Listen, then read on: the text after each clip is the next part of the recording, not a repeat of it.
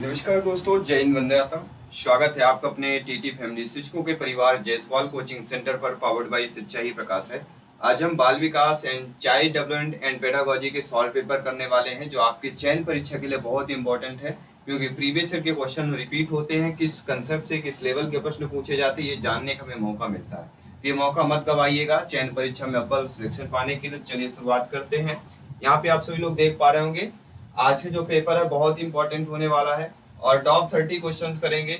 30 में से आप सभी लोगों को जवाब देना, फीडबैक देना है कि आप लोगों को 30 में से क्या जो है प्रश्न सही होंगे। यहाँ पे टोटल कितने 30 क्वेश्चंस करेंगे। 30 में से सभी को जवाब देना है आपके सिलेबस के अकॉर्डिंग, आपके एग्जाम पैटर्न के अकॉर्डिंग यहाँ पे प्रश्न होने वाले हैं। क्या आप सभी लोग तैयार हैं इन सभी प्रश्नों को अटेंड करने के लिए, फीडबैक करने के लिए? चलिए सभी लोग तैयार हो जाइएगा। जी हाँ, सभी लोगों को तैयार होना है, हर एक क्वेश्चन को अटेंड करना है यहाँ पे, और हर एक क्वेश्चन को अटेंड करने के बाद हर एक क्वेश्चन का यहाँ पे फीडबैक भी करना है।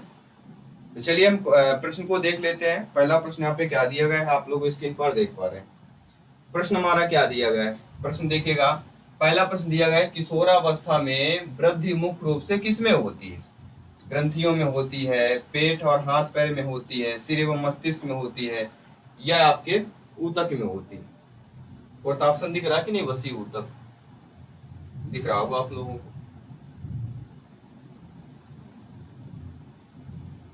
सभी ऑप्शन दिख रहे हैं कि नहीं दिख रहे हैं? हाँ, अब बताइएगा, किशोरावस्था में वृद्धि जो होता है मुख्य रूप से किस में होता है? ग्रंथियों में, पेट तथा हाथ पैर में, सिर एवं मस्तिष्क में, या वसी ऊतक में होता है? सभी को बताना है। मेरे प्रत्येक ब्रदर, सिस्टर एंड टीचर जिनका सपना अध्यापक अध्यापिका बनना, जयसवाल सर आप सभी का अभिनंदन और स्वागत करते हैं आपके अपने टीटी फैमिली पर। तो इस प्रश्न का जवाब दीजिएगा सभी लोग। इस प्रश्न का राइट आंसर क्या होगा, सभी लोग बताइएगा। देखिए यहाँ पे राइट आंसर क्या होगा, ध्यानपूर्वक देखिएगा और समझिएगा। आप लोगों को भी कमेंट करके बताना, फीडबैक करके हमें बताना कि इसका राइट आंसर क्या होने वाला है, ठीक है ना? तो किशोरावस्था में जो वृद्धि होता है मुख्य रूप से किसमें होता है? किशोरावस्था, पहली बात तो किशोरावस्था कौन सी अवस्था कहलाती? किशोरावस्था जो होती है 12 से लेकर 18 वर्ष तक की अवस्था कहलाती। और किशोरावस्था दूसरा होता है बाल्यावस्था।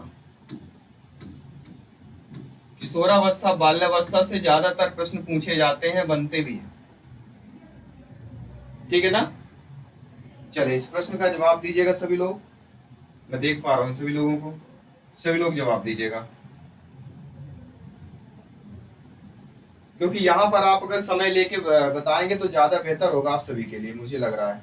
तो यहाँ आपको सभी को लोगों को समय लेना है, और समय लेते हुए भी आपको कमेंट करना है। हर प्रश्न पे मैं 5 सेकंड का समय दूंगा। कितना समय दूंगा मैं? 5 सेकंड का, 5 से 10 सेकंड प्रत्येक ब्रदर सिस्टर को समय मिलेगा क्वेश्चन को कमेंट करने के लिए। सभी ब्रदर सिस्टर को जिनका सपना अध्यापक अध्यापिका बनना, शिक्षक बनना।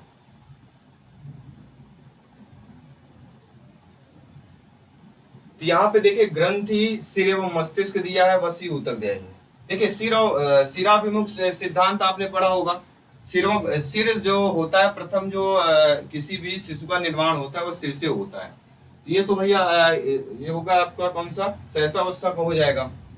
लेकिन जब किशोरावस्था पूछा था, पेट, हाथ और पैर मुख्य रूप से वृद्धि होता है। पेट का आकार बढ़ता है, हाथ का आकार बढ़ेगा और पैरों का आकार बढ़ते हैं किशोरावस्था, 12 से लेकर 18 वर्ष तक।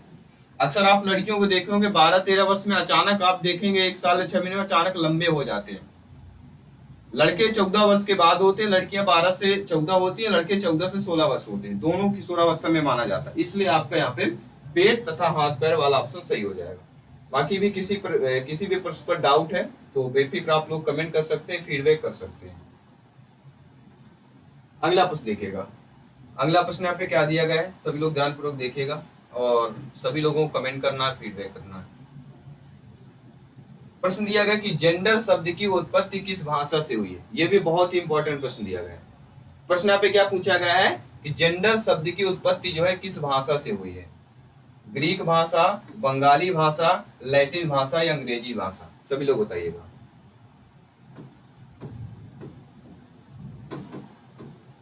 कौन सी भाषा से हुई है? जेंडर शब्द की उत्पत्ति किससे हुई है? सभी लोग बताइएगा। हर एक क्वेश्चन साथियों इंपॉर्टेंट है, सभी लोगों को कमेंट करना, फीडबैक करना है कि जेंडर शब्द की उत्पत्ति किस भाषा से हुई है। मैं आप सभी को देख पा रहा हूं, आप सभी कमेंट देख पा रहा हूं।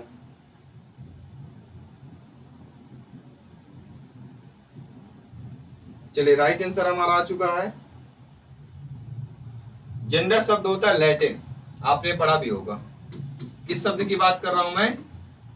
लैटिन। अगर आपके एग्जाम में आता है जेंडर, क्योंकि जेंडर संबंधित एग्जाम में प्रश्न पूछे जाते हैं, तो जेंडर शब्द की उत्पत्ति किस भाषा से हुई है, किस लैंग्वेज से हुई है, तब आपका जवाब होना चाहिए लैटिन भाषा और लैटिन लैंग्वेज से हुई है। ठीक है ना? चलिए अगले प्रश्न की बात करता हूं। सारे अभी आपको इजली लग रहे होंगे ना, यही प्रश्न जब एग्जाम में आएंगे यही प्रश्न फिर कठिन लगने लगते हैं, ये मैं बता देता हूँ। अभी आपको इजली प्रश्न लग रहा होगा, यही प्रश्न आपको कठिन लगेगा अगर एग्जाम में आएगा तो। यही प्रश्न अगर एग्जाम में पूछ लिया जाएगा तो फिर आपको कठिन लगेगा। प्रश्न क्या दिया गया कि शाब्दिक बुद्धि परीक्षण कितने प्रकार के होती है? 3 प्रकार के, 4 प्रकार के, 2 प्रकार के या 5 प्रकार के? सभी लोग बताइए। शाब्दिक बुद्धि परीक्षण आपने पढ़ा ही होगा, बेस्ट क्वेश्चन आपको पूछा जा रहा है। शाब्दिक बुद्धि परीक्षण कितने प्रकार के होते हैं?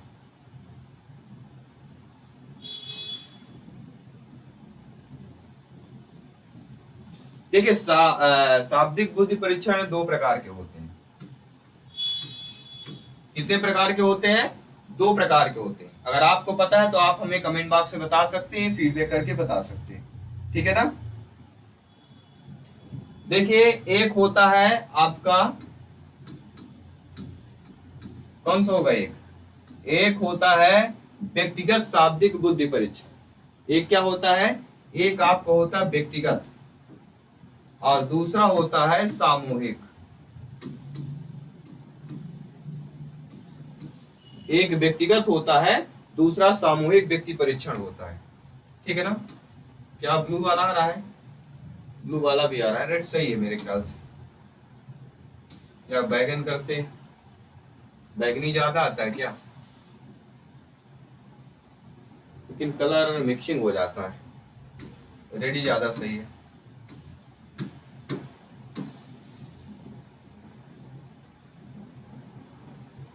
अगर हरा करते हैं तो कैसा आता है? हरा कर ले क्या? सभी लोग बताइए कौन सा कलर करें। चलिए, तो 2 चीज हमने जाना, एक व्यक्तिगत होता है, एक सामूहिक होता है। ठीक है? एग्जाम में आएगा, इन दोनों को आपको पता होना चाहिए कौन कौन से होते हैं, ये भी आप सभी लोगों को पता होना चाहिए।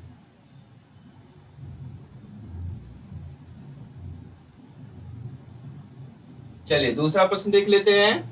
दूसरा प्रश्न है, आसान प्रकार के प्रश्न के लिए निम्नलिखित में से कौन सा सबसे बेहतर विकल्प है?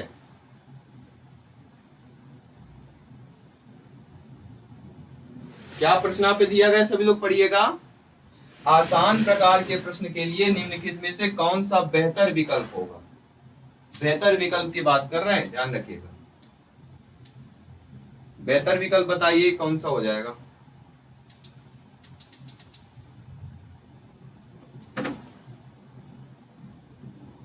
चलिए, तो आसान प्रकार के प्रश्न, अगर मान लीजिए आपकी नियुक्त होती, आप लोग अध्यापक अध्यापिका बनते, बच्चों से आसान सवाल प्रश्न पूछते हैं, आसान अगर प्रश्न पूछना चाहते हैं, तो अगर आसान प्रकार के प्रश्न पूछेंगे तो बेहतर विकल्प आप सभी शिक्षकों के लिए क्या होगा? क्या वह न्यूटन के गति के नियम को लिखना होगा? क्या न्यूटन के गति के नियम क्या है, या न्यूटन की गति के प्रत्येक नियम की व्याख्या करें, या ऑप्शन नंबर डी कह रहा है न्यूटन की गति के नियम की चर्चा करें। तो क्या होना चाहिए? चर्चा करना होना चाहिए, व्याख्या करना होना चाहिए, नियम क्या है ये बताना, कि नियम को लिखना है न्यूटन की गति का नियम ही। अब आप बताइए, आसान प्रकार अगर आपको समझना है, अगर आसान प्रकार से अगर आपको बताना है, तो कहीं ना कहीं क्या करना चाहिए? आपको व्याख्या करें, क्योंकि आपके लिए सबसे बेहतर, बच्चों के लिए नहीं पूछा जा रहा है, या आप सभी शिक्षकों के लिए पूछा जा रहा है। तो आप सभी शिक्षकों क्या करेंगे? उनकी व्याख्या करेंगे। जब आप नियम की व्याख्या करेंगे तो बच्चे अच्छे तरीके से समझ पाएंगे। Explain each of Newton's law of motion. ठीक है? तो यहाँ पे जो आपका थर्ड वाला ऑप्शन है, न्यूटन की गति के नियम की व्याख्या करना, इज द राइट आंसर हो जाएगा। क्योंकि एक शिक्षकों के लिए अगर बच्चों को पढ़ाना हो, सबसे बेहतर होता है व्याख्या कर देना। ठीक है? अगला प्रश्न है, लघु उत्तरीय प्रश्नों के लिए आवश्यक क्या होता है? मान लीजिए आपकी नियुक्त होती है और आपके प्राचार्य महोदय, प्रिंसिपल महोदय जी ने कहा कि तिमाही की परीक्षा है, इसका आपके प्रश्न बनाइए। सही विकल्प भी बनाना पड़ेगा, ठीक है, एक शब्द वाले भी बनाना पड़ेगा। ठीक है, आपके लघु उत्तरी, दीर्घ उत्तरी आपने देखा होगा, आपने पढ़ा होगा। तो ऐसे प्रश्न अगर आप लोगों को बनाने के लिए बोला जाए तो आप लोग कैसे बनाएंगे? लघुत्तरी प्रश्नों के लिए आवश्यक क्या होता है? देखिए, लघुत्तरी प्रश्न मतलब लघु यानी छोटे छोटे रूप में देना, ये कह सकते हैं एक या दो, संक्षेप में देना। संक्षेप में देना मतलब एकदम सटीक उत्तर देना। क्या देना? एकदम सटीक उत्तर देना सही होगा। लघुत्तरी प्रश्न के लिए सबसे आवश्यक होता है एकदम सटीक उत्तर देना, इज द राइट आंसर हो जाएगा। सभी लोग समझ रहे हैं अच्छे तरीके से? चलिए, बहुत बहुत धन्यवाद सभी का। अब बढ़ते हैं आपके अगले प्रश्न की तरफ। अगले प्रश्न की ओर कुंज करते हैं। अगला प्रश्न हमारा क्या बोला जा रहा है, क्या कहा जा रहा है? अगला प्रश्न कह रहा है कि पर्यावरणीय उत्तेजनाएं आंतरिक अंतर्नोद अवस्था उत्पन्न करने की क्षमता प्राप्त कर सकती हैं, तो हल ने उन्हें क्या कहा है? पर्यावरणीय ड्राइव कहा है, अभिग्रहित ड्राइव कहा है, अनुकूलित ड्राइव कहा है, या अनानुकूलित ड्राइव कहा है? क्या उन्होंने कहा है? सभी लोग बताइए। चारों ऑप्शंस आपको देख पा रहे हैं? चारों ऑप्शन दिख पा रहे हैं आप सभी लोगों को कि नहीं दिख पा रहे हैं? सभी लोग बताइएगा। चारों ऑप्शन दिखना चाहिए आप सभी लोगों को। पर्यावरणीय उत्तेजनाएं आंतरिक अंतर्नोद व्यवस्था उत्पन्न करने की क्षमता प्राप्त कर सकती है। हल ने इसको क्या कहा है? सभी लोग बताइएगा अच्छे तरीके से। हर एक क्वेश्चन यहाँ पे इंपॉर्टेंट है साथियों, एक एक क्वेश्चन इंपॉर्टेंट है, याद रखना आप सभी लोगों के लिए।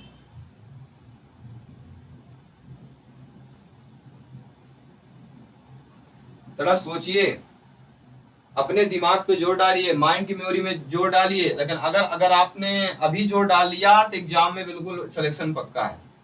अगर आपने अभी थोड़ा सा आलसीपन अगर अपने शरीर में, अपने दिमाग में लाया तो एग्जाम के लिए घातक साबित हो सकता है। अब आपको तय करना है, घातक हमें लेना है कि एग्जाम को आसान बनाना है, चयन परीक्षा में सिलेक्शन पाना है।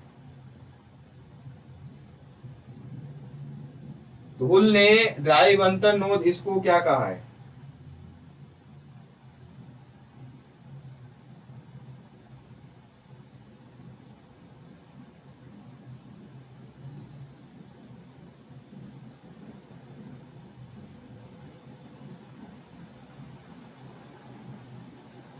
तो उन्होंने क्या है? अभिग्रहित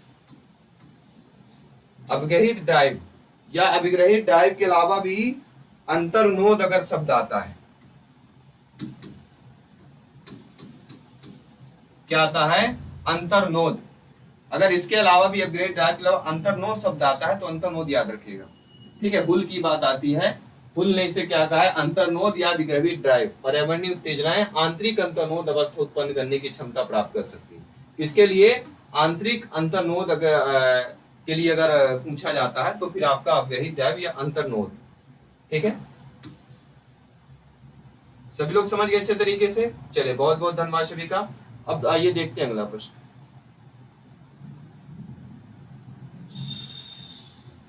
अगला प्रश्न है, कॉमिक्स देखना, पढ़ना, टीवी देखना किसके रूप में होता है? सक्रिय खेल, निष्क्रिय खेल, कौन सा होगा? देखिए, कॉमिक्स देना, पढ़ना, टीवी देखना, दोनों चीजें इंपॉर्टेंट है। हमारे पास मोबाइल है, ये मोबाइल है हमारे पास। अब इससे हम क्या कर सकते हैं? इससे हम पढ़ने का एजुकेशन भी ले सकते हैं, इसमें हम कॉमेडी भी देख सकते हैं, इसमें हम टाइम पास भी करते हैं, इसमें हम अनैतिक चीजें भी देख सकते हैं। अब हमें क्या है, ये हमारे ऊपर डिपेंड करता है कि हमें इसका इस्तेमाल कैसे करना है। तो यही यहाँ पे पूछा जा रहा है, आपके अकॉर्डिंग क्या होना चाहिए? आप सभी लोग बताइए जरा सा, मैं देखता हूँ आप लोग क्या कहते हैं, आप लोगों को क्या मानना है? आप लोगों का भी थोड़ा सा मानना और देखना जरूरी है आप सभी के लिए। कौन सा सही होगा बताइए?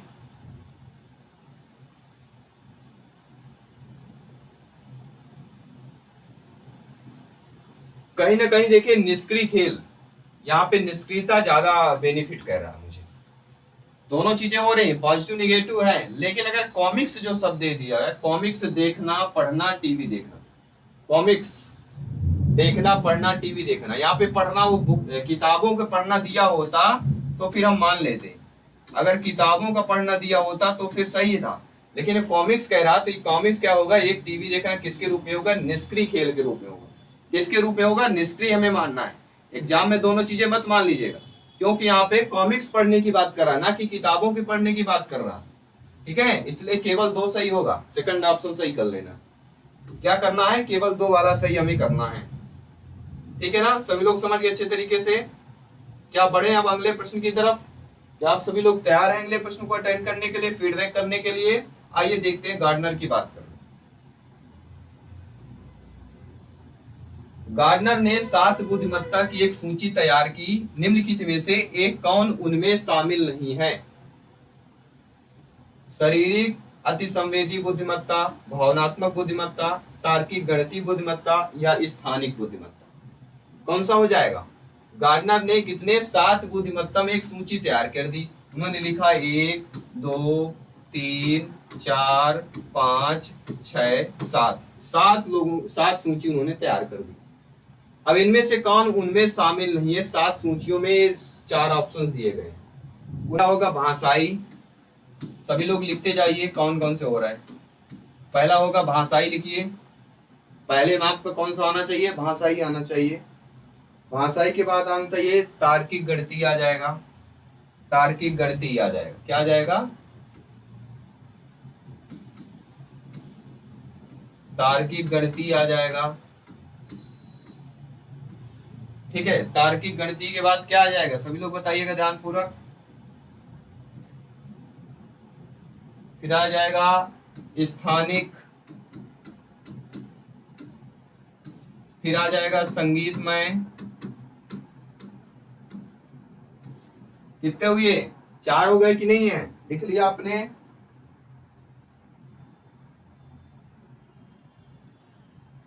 फिर शारीरिक गतिशीलता आएगा,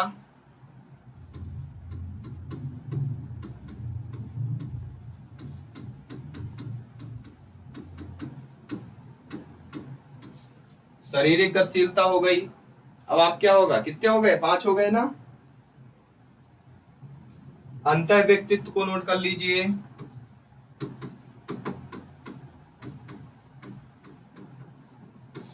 क्या हो गया? अंतः व्यक्तित्व हो गया। इसके बाद और क्या नोट करना है? प्राकृतिक। अब इनमें से देखिए क्या आपका दिया गया, क्या नहीं दिया गया।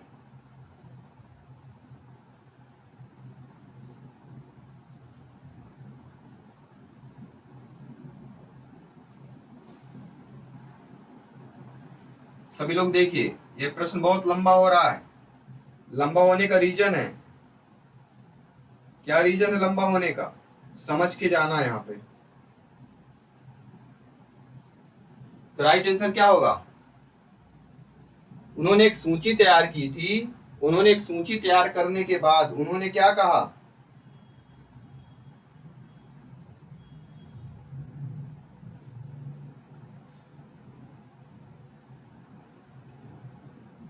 उन्होंने ये कहा कि भावात्मक बुद्धि को हम शामिल नहीं करेंगे, जबकि यहाँ पे भावात्मक का जिक्र अगर पूछा जाए तो भावात्मक का देखिए आपके यहाँ पे नहीं आया, इसलिए भावात्मक नहीं होगा। क्या होगा? भाषाई, तार्किक, स्थानिक, संगीतमय, शारीरिक, अंतर व्यक्तित्व, प्राकृतिक, ये शामिल हो गए, ना कि भावात्मक। तो भावात्मक वाला यहाँ पे शामिल नहीं होगा, बाकी सारे शामिल हो जाएंगे। तो यहाँ से हमारी बात क्लियर हो गई। कोई भी चीजें डाउट में नहीं रखना चाहिए, याद रखेगा।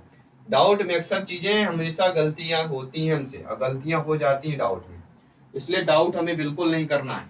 चलिए इस प्रश्न का जवाब दीजिएगा।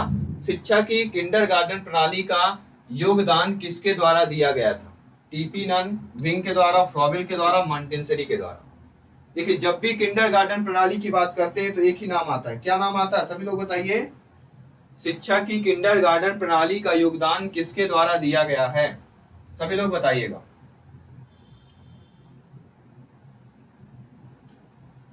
तो फ्रेडरिक फ्रॉबेल की बात आती है। फ्रेडरिक फ्रॉबेल की बात आती है। फ्रेडरिक फ्रॉबेल ने कब दिया? 1837 में दिया था। किंडरगार्टन प्रणाली की बात करता हूँ, कब दिया गया? 1837 में। कब खोला गया? जर्मन में पहले खोला गया था। जर्मन में पहला किंडरगार्टन पहला खोला गया, प्रणाली विकसित की गई, और खेल आधारित ये विधि कहलाती है। सभी लोग जानते हैं, आप लोग समझते हैं, ज्ञानी सर्वव्याख्याता लोग, खेल आधारित विधि है। अगला है, एक शिक्षक के रूप में जब आप एक कक्षा में काम कर रहे हैं तो आपकी भूमिका कैसी होनी चाहिए।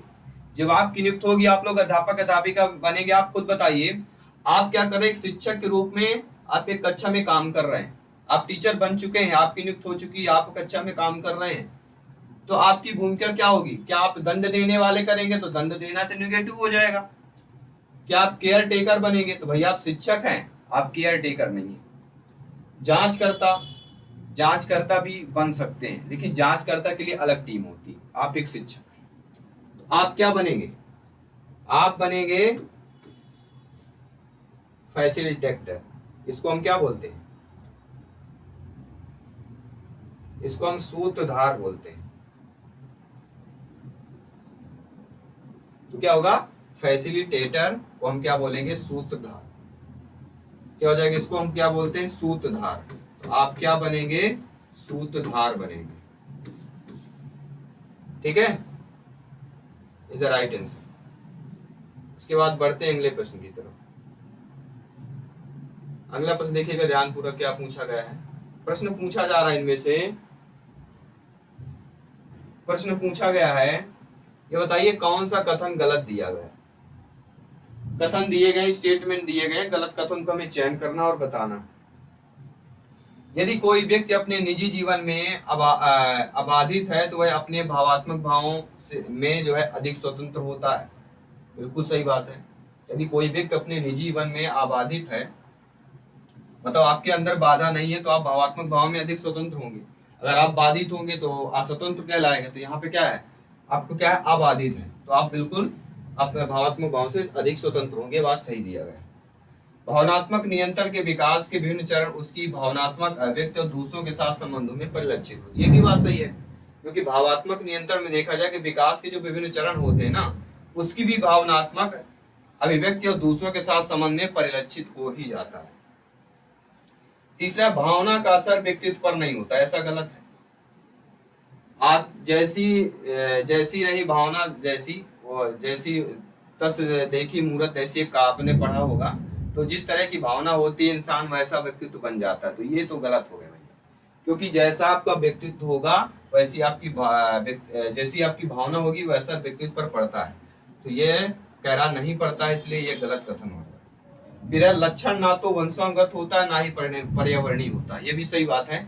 जो लक्षण होता है किसी व्यक्ति के, वह पर्यावरणीय और आपका वंशानुगत नहीं होता है। तो यहाँ पे हमें क्या गलत बताना था, तो गलत हमारा हो जाएगा सी वाला, कि भावना का असर व्यक्तित्व पर नहीं पड़ता है। ये गलत दिया गया, क्योंकि भावना का असर व्यक्तित्व पर पड़ता है। अब देखते हैं अगले प्रश्न।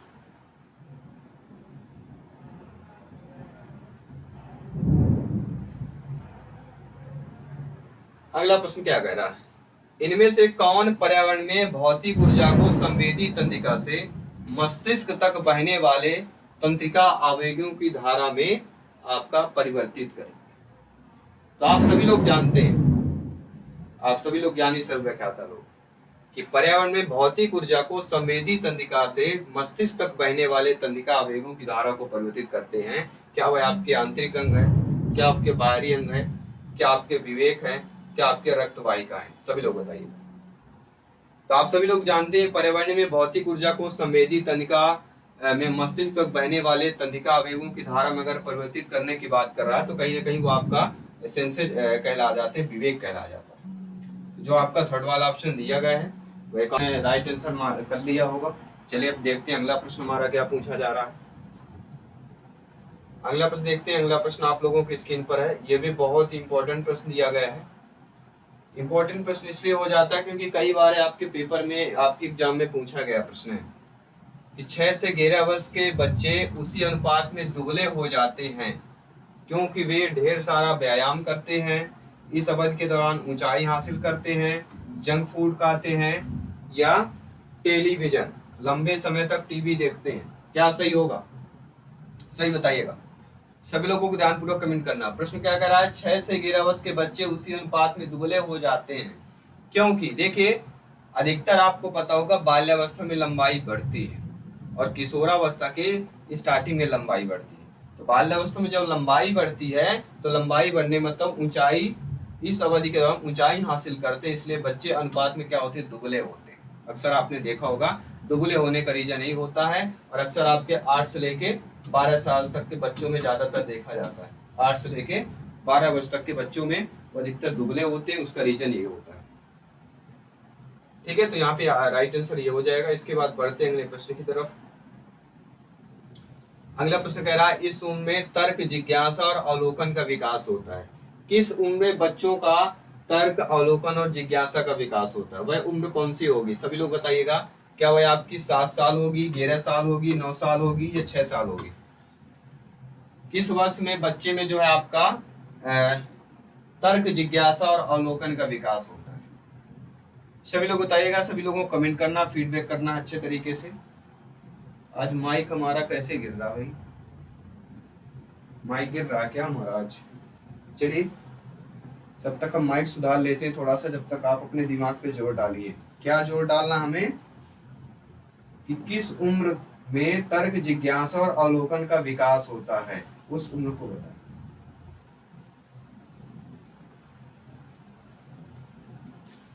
तो कहीं ना कहीं तर्क, जिज्ञासा, अवलोकन की अगर मैं बात करता हूं, जिसमें बच्चे का शारीरिक और सोचने की क्षमता, बच्चा सोचने लगता है, ठीक है ना, ये सारा अनुभव जो बच्चा करने लगता है, किस उम्र में? 2 चीजें आती है, एक 9 वर्ष होगा, एक 11 वर्ष होगा।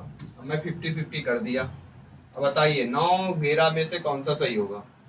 9 वर्ष होगा या 11 वर्ष होगा? सभी लोग बताइएगा ध्यानपूर्वक, कौन सा सही होगा?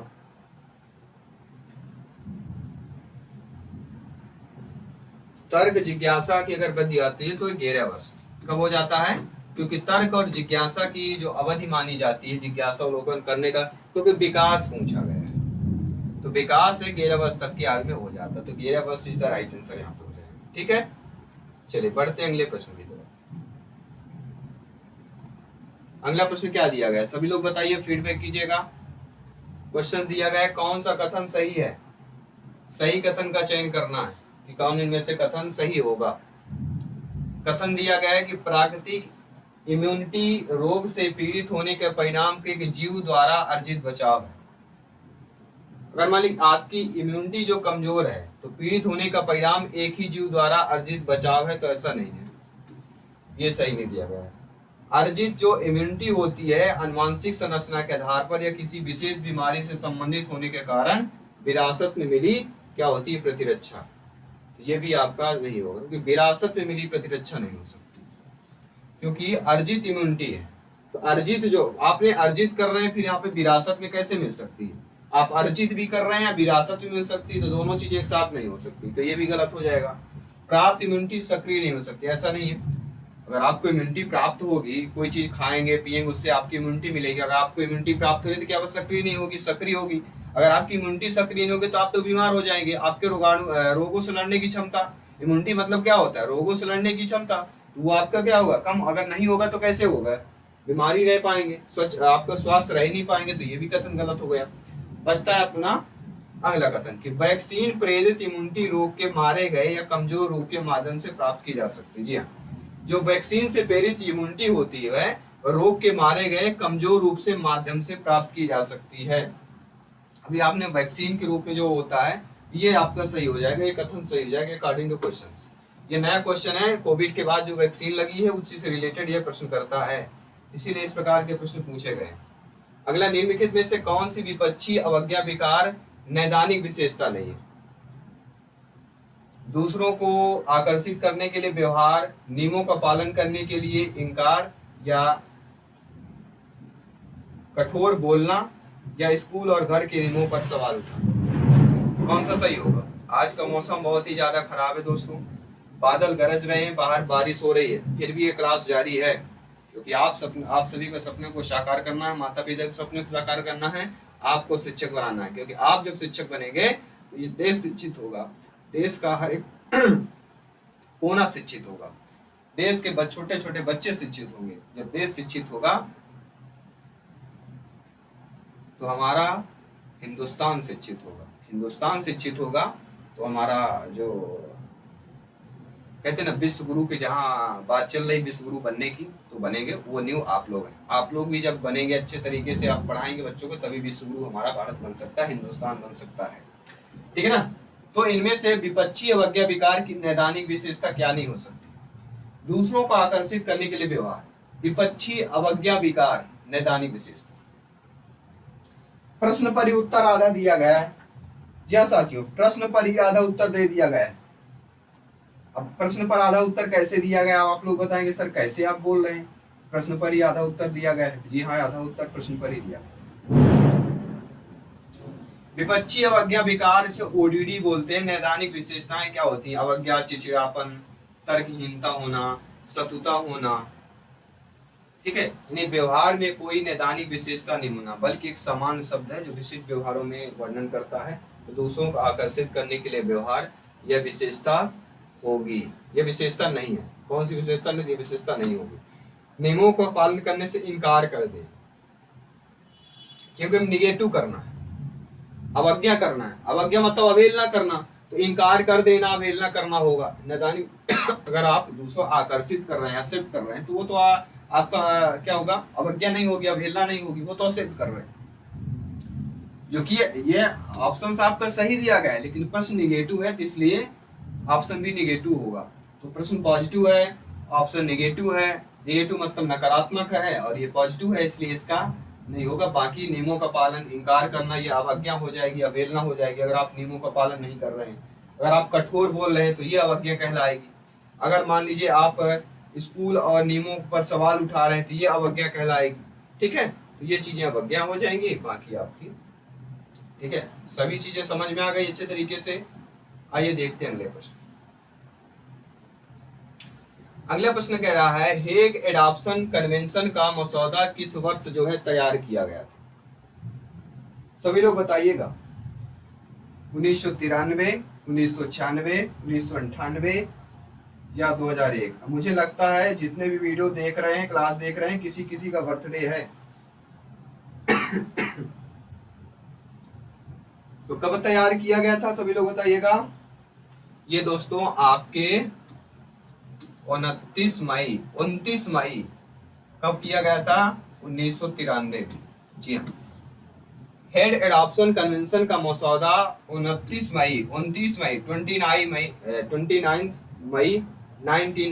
में किया गया था। 29 मई 1993 में। ठीक है, सभी लोग समझ गए अच्छे तरीके से। बढ़ चलते हैं आपके अगले प्रश्न की।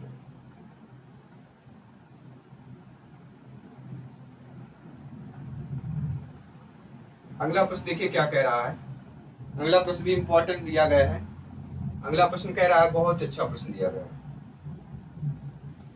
प्रश्न कह रहा है कि यदि किसी बच्चे की विकलांगता 40% से कम नहीं है, तो आरपीडब्ल्यूडी अधिनियम 2016 के अनुसार किस वर्ष की आयु तक निःशुल्क शिक्षा का प्रावधान है? तो यदि किसी बच्चे की विकलांगता 40 वर्ष से कम नहीं है, तो आरपीडब्ल्यूडी अधिनियम 2016 के अनुसार किस वर्ष की आयु तक निःशुल्क शिक्षा प्रदान की जाएगी? अब आप बताइए, कितने वर्ष तक बच्चों को निःशुल्क शिक्षा प्रदान की जाएगी? देखते हैं आप लोग कितना जीके वगैरह पढ़ते हैं कि नहीं पढ़ते, क्योंकि ये तो नॉलेज आप सभी को होना चाहिए, नॉर्मल सी बात है। ठीक है ना, ये चीजें आपके नॉलेज में, आपके माइंड में होना चाहिए। तो 40 से कम नहीं है, तो यह अधिनियम विकलांग अधिकार को सुनिश्चित करता है। ये कितने वर्ष के? तो लगभग यहाँ आपका आंसर हो जाएगा 18 वर्ष।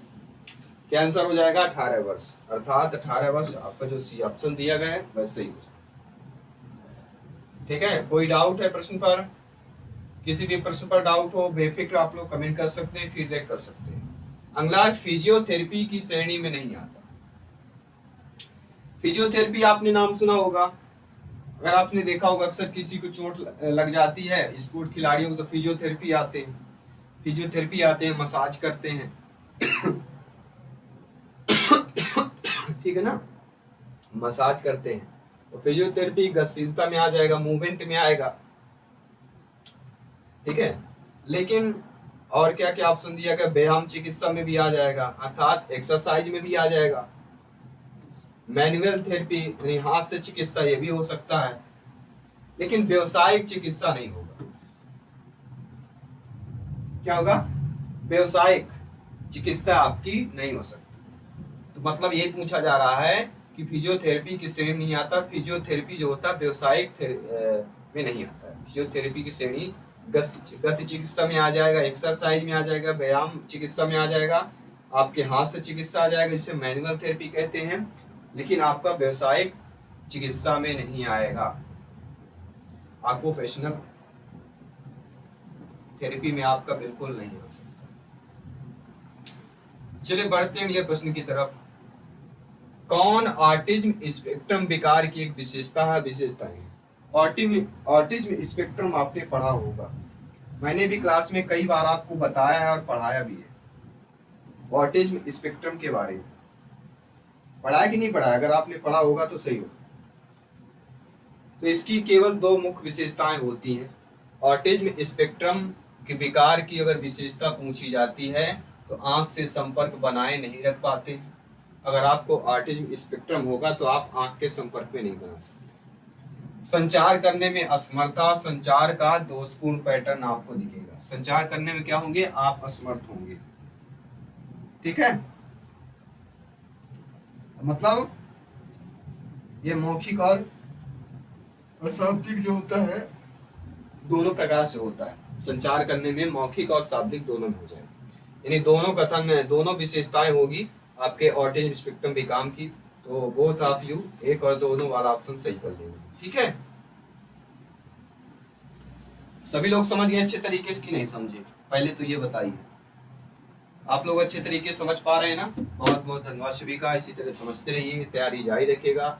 वो दिन दूर नहीं है जहाँ आपका सिलेक्शन होगा, आपके माता पिता सपने साकार हैं। प्रश्न कह रहा है शिक्षक देखते हैं, क्या शिक्षक देखते हैं कि एक लड़के को अपने शरीर के निचले हिस्से को हिलाने, उपयोग करने में कठिनाई का सामना करना पड़ रहा है। एक शिक्षक क्या देखते हैं, यानी आप क्या देखते हैं? आप ये देखते हैं कि बच्चे जो है, एक लड़का है जो अपने शरीर का निचले हिस्से को हिलाने, उपयोग करने में क्या कर रहा है? कठिनाई का सामना कर रहा है। तो चलने के लिए छड़ी का उपयोग कर रहा है, मतलब उसको ऐसे नहीं चल सकता, छड़ी का उपयोग कर रहा है। तो लड़के के पास गति प्रेरक अशक्तता है, अधिगम अशक्तता है, संज्ञानात्मक अशक्तता है या स्पीच? तो स्पीच तो हो नहीं सकता क्योंकि पैर से है। तो जो पैर से अशक्तता होती है उसको क्या बोला जाता है? ठीक है, पैर से बच्चा विकलांग है ना, तो पैर से क्यों क्या बोला जाएगा? पैर से गति प्रेरक ही बोला जाएगा। कि बच्चा चल नहीं पाएगा तो गति प्रेरक अशक्तता बोला जाएगा। ठीक है, लोकोमोटर डिसेबिलिटी बोला जाएगा। क्या बोला जाएगा? Locomotor disability. जो बच्चा चल रहे हैं क्योंकि अपने शरीर के निचला हिस्सा को उपयोग नहीं कर पा रहा है, मतलब पैर से नहीं चल पा रहा है, लोकोमोटर डिसेबिलिटी आ जाएगा, गति प्रेरक अशक्तता हो जाएगी, कहला जाएगी। ठीक है, सभी लोग समझ गए अच्छे तरीके से? चलिए बहुत बहुत धन्यवाद सभी। आइए बढ़ते हैं अगले प्रश्न की तरफ। अगला प्रश्न कह रहा है कि निम्नलिखित में से किस प्रकार के बच्चों की शिक्षा प्रणाली में बहिष्कृत करने का जोखिम नहीं होता? बहिष्कृत करने का, कम उपलब्ध हासिल करने वाले बच्चे, सीखने में कठिनाई आने वाले बच्चे, सामाजिक भावनात्मक व्यवहार संबंधी विकार वाले बच्चे, या भाषा और संचार की समस्या वाले बच्चे। कौन सा सही होगा? सभी लोग बताइएगा। सभी ब्रदर सिस्टर एंड टीचर्स जिनका सपना है अध्यापक अध्यापिका बनना, शिक्षक बनना, देखिए इनमें से उस प्रकार के बच्चों को शिक्षा प्रणाली में बहिष्कृत करने का जोखिम नहीं होता। देखिए जो बच्चे कम उपलब्ध हासिल करने वाले बच्चे होते हैं उनके लिए जो है शिक्षा प्रणाली बहिष्कृत करने का जोखिम नहीं होता है। जोखिम किसके लिए होता है? जो सीखने में कठिनाई वाले आने वाले बच्चे होते हैं, क्योंकि वह सीख रहे होते हैं, सीखने की इच्छा उनमें होती है। सामाजिक भावनात्मक व्यवहार संबंधी विकार वाले बच्चे हो जाएंगे, भाषा और संचार वाली समस्या वाले हो जाएंगे। ठीक है, तो आपके अकॉर्डिंग क्या सही होगा? आप लोग भी हमें कमेंट बॉक्स में बता सकते हैं, फीडबैक करके बता सकते हैं। चलिए कमेंट करिए सभी लोग, राइट आंसर अब देखते हैं आप लोग क्या कमेंट करते हैं।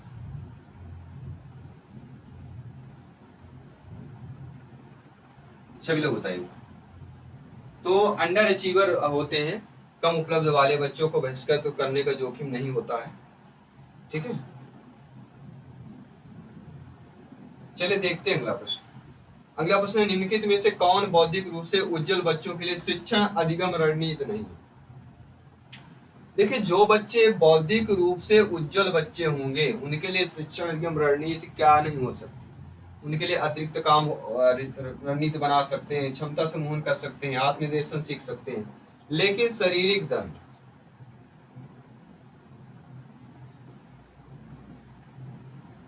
कॉर्पोरल पनिशमेंट जो है, ये बौद्धिक रूप से उज्जवल बच्चों के लिए शिक्षण अधिगम रणनीति नहीं होगा। बाकी अतिरिक्त काम एक्स्ट्रा वर्क कर सकते हैं, आप क्षमता समूहन कर सकते हैं, एबिलिटी ग्रुपिंग कर सकते हैं, सेल्फ डायरेक्ट लर्निंग कर सकते हैं, आत्मनिर्देशन सीख सकते हैं, लेकिन शारीरिक दंड ये वाला नहीं होगा। दो चीजें आपको पता चली, क्या क्या होना चाहिए और क्या क्या नहीं होना चाहिए। तो दोनों चीजें आपको पता चल गई। चलिए, बहुत बहुत धन्यवाद सभी का। आइए बढ़ते हैं आपके अगले प्रश्न की।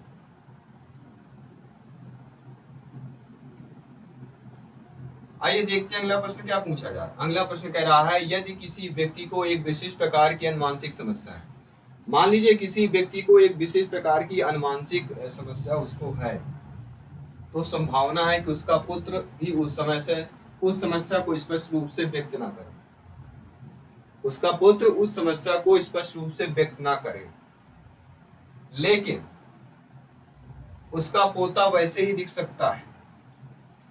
लेकिन उसका पोता मतलब ये पिता हो गए, पिता से ये बालक हो गए, बालक से ये पोता होगा, तो पोता है ये इनके समान दिख सकता है। जब इनके समान दिख सकता है तो यह जो जैसे वह अभी करता है, तो यह किसका उदाहरण कहला जाएगा? एग्जाम्पल से। तो मान लीजिए बब्बा का अगर नाती का लक्षण मिल रहा तो कहीं ना कहीं वह कौन सा होगा? अलगाव कानून तो हो नहीं सकता, स्वतंत्र वर्गीकरण कानून ये कह सकते हैं।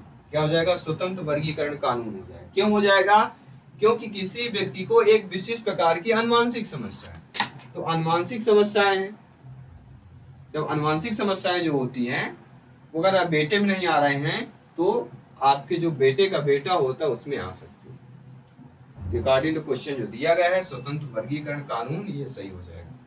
बाकी आश्रित वर्गीकरण नियम नहीं होगा, ना ही प्रभुत्व कानून होगा। ठीक है, चलिए अब देखते हैं अगला प्रश्न। निम्नलिखित में से कौन सी उद्दीपन एक स्वचालित प्रक्रिया की ओर ले जाती है? ऐसा उद्दीपन बताइए जो आपके स्वचालित प्रक्रिया की ओर ले जाए। तो स्वचालित में आपका अनुकूलित उद्दीपन होगा, अनुकूलित या सकारात्मक या नकारात्मक। तो आपने अनुकूलित उद्दीपन पढ़ा होगा, आपने पढ़ा है ना? जी हाँ, सिद्धांत में भी आपने पढ़ा होगा। तो ऐसा अनुकूलित जो उद्दीपन होता है एक स्वचालित प्रक्रिया की ओर ले जाता है, अनुकूलित। तो पहला ऑप्शन जो दिया गया है वह आपका सही हो जाएगा। इसके साथ बढ़ते हैं अगले प्रश्न की तरफ कि महेश जानते हैं कि जब वह भाषण देने के लिए जनता के बीच जाते हैं तो उन्हें एक निश्चित तरीके से व्यवहार करना पड़ता है। भाषण दे रहे हैं तो कहीं ना कहीं कुछ पब्लिसिटी होगा या कुछ सामाजिक कार्यकर्ता होंगे, शिक्षक भी हो सकते हैं। तो महेश जानते हैं कि जब वह भाषण देने के लिए जनता के बीच जाते हैं एक निश्चित तरीके से व्यवहार करना पड़ता है। ऐसे मानक किसका उदाहरण होगा? निश्चित तरीके से अगर हमें व्यवहार कर पा रहा है तो कहीं ना कहीं गैर पारंपरिक नहीं आ सकता, ये पारंपरिक नियम ही कहलाएगा, कन्वेंशन रूल्स ही कहलाएंगे। ठीक है, क्या पर्सनल रूल भी हो सकता है? क्या सभी लोग बताइएगा। कुछ लोग बोलेंगे सर पर्सनल रूल भी तो हो सकता है, क्यों नहीं हो सकता है? क्योंकि वह खुद जा रहे हैं भाषण देने, तो क्या पर्सनल नहीं हो सकता क्या? अब ये बात यहाँ पे फंसेगी, जब आप बोलेंगे कि पर्सनल होगा तो फिर हमें कुछ सोचना भी पड़ेगा। ठीक है, जब सोचना पड़ेगा तो आपको जवाब भी देना पड़ेगा, और जवाब देने समय यही पता चलता है कि महेश जानते हैं कि जब वह भाषण देने के लिए जनता के बीच जाते हैं कि निश्चित तरीके से व्यवहार करना पड़ता है। कोई भी चीज हो, अगर आप पब्लिसिटी में बोलेंगे, पब्लिक के बीच बोलेंगे, तो आप निश्चित तरीके से व्यवहार करना पड़ता है। ठीक है ना, आप भी ध्यान रखिएगा और आप भी ये चीजें नोट करिएगा। इसलिए यहाँ पे आपका क्या होगा? पारंपरिक नियम होगा, कन्वेंशन जो रूल्स होते हैं वही वाला आपका यहाँ पे सही हो जाएगा। ठीक है ना?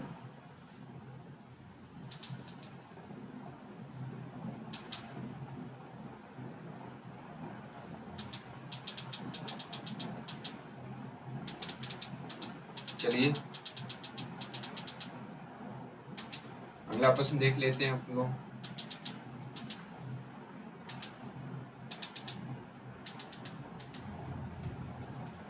बढ़ते हैं अगले प्रश्न की तरफ साथियों। अगला प्रश्न नोट कर लेते हैं। अगला प्रश्न हमारा क्या कह रहा है? अगला प्रश्न भी उसी से रिलेट कर रहा है कि प्रगतिशील शिक्षा के अनुसार निम्नलिखित में से किसका अधिगम पर जो है पूर्ण नियंत्रण होना चाहिए। और आपको पता है प्रगतिशील जो शिक्षा होती है, प्रोग्रेसिव जो एजुकेशन होता है, इस टॉपिक से प्रश्न पूछा ही जाता है। तो प्रगतिशील शिक्षा के अनुसार किसका अधिगम पूर्ण रूप नियंत्रित होता है? तो शिक्षक का, प्रबंधन का, मैनेजमेंट का? नहीं होगा। किसका होता है? क्या जिंदगी लाइफ का होता है? नहीं होगा। चिल्ड्रेन, हाँ बच्चों का हो जाएगा। Children is the right answer हो जाएगा। कैसे हो जाएगा? आप जानते हैं प्रगतिशील शिक्षा के अनुसार अधिगम पूर्ण रूप से नियंत्रण कैसे होना चाहिए? बालक पर होना चाहिए, बालक बालिका पर, शिक्षार्थी पर होना चाहिए। तो यहाँ पे जो दिया गया आंसर चिल्ड्रन बच्चों पर होना चाहिए, बिल्कुल सही दिया। अगला प्रश्न है, गार्डनर के बहुबुद्धि के सिद्धांत के अनुसार सभी क्षमताएं क्या होती हैं? स्वायत्त होती हैं, अस्वायत्त होती हैं, आश्रित होती हैं, या आपके चौथा ऑप्शन क्या क्या कह रहा है? सहायक होती है। क्या होती है? सभी लोग बताइए। गार्डनर के बहुबुद्धि सिद्धांत के अनुसार सभी जो क्षमताएं होती हैं, सभी लोग बताइए।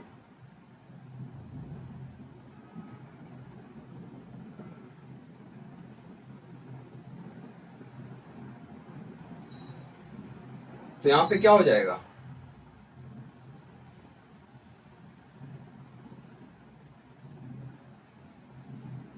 देखिए, बुद्धिमत्ता में कोई भी एकल नहीं होगा।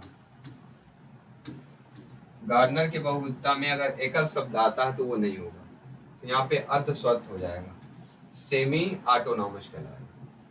गार्डनर के बहुबुद्ध सिद्धांत के अनुसार जो क्षमताएं होती है, क्योंकि यहाँ पे सभी क्षमताओं का जिक्र किया गया है, तो जो सभी क्षमताएं होंगी वह अर्ध स्वायत्त होगा। किसी का पूरा स्वायत्त और पूरा ऑटोनॉमस नहीं हो सकता, ना ही किसी पर आश्रित हो सकता, ना ही सहायक हो सकता, वह अर्ध स्वायत्त हो जाएगा, सेमी ऑटोनॉमस की बात करें।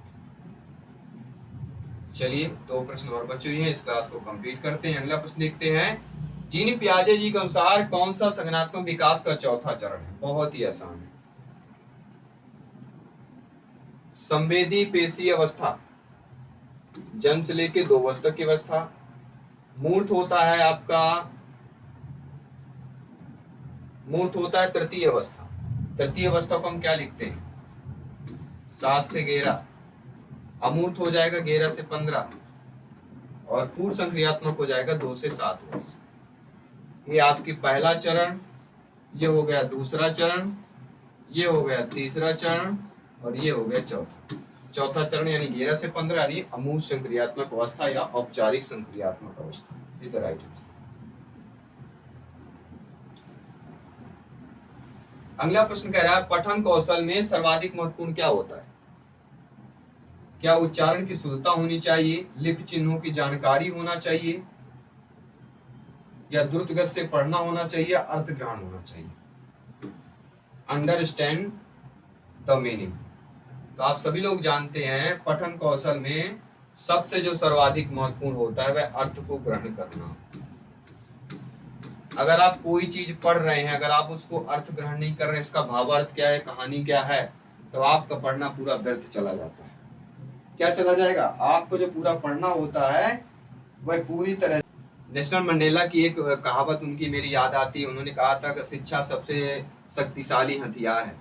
शिक्षा सबसे शक्तिशाली हथियार है जिसका उपयोग आप दुनिया को बदलने के लिए कर सकते हैं। शिक्षा सबसे शक्तिशाली हथियार है जिसका उपयोग आप दुनिया को बदलने में कर सकते हैं। अभी हम अपने को बदलने में लगे हुए हैं, हमारे आसपास के वातावरण में बदलने में लगे हैं। तो शिक्षा को ग्रहण कीजिए और काफ़ी सारी चीज़ें आप बदल सकते हैं। और एक हमेशा याद रखिएगा, जब आपको निगेटिव होते होंगे, अक्सर चीज़ें होती हैं, तो एक चीज़ याद रखिएगा, संघर्ष ही जीवन का सार है। संघर्ष ही जीवन का सार है, इसके बिना कोई सफलता नहीं मिलती है। और कभी भी जब मैं भी निगेटिव होता हूँ, मैं भी थोड़ा डीमोटिवेट होता हूँ, तो एक याद रखता हूँ, क्या फ़र्क पड़ता है, क्या फ़र्क पड़ता है कि लोग तुम्हारे बारे में क्या सोचते हैं, क्या फ़र्क पड़ता है कि लोग तुम्हारे बारे में क्या सोचते हैं, तुम्हें क्या फ़र्क पड़ता है कि लोग तुम्हारे बारे में क्या सोचते हैं।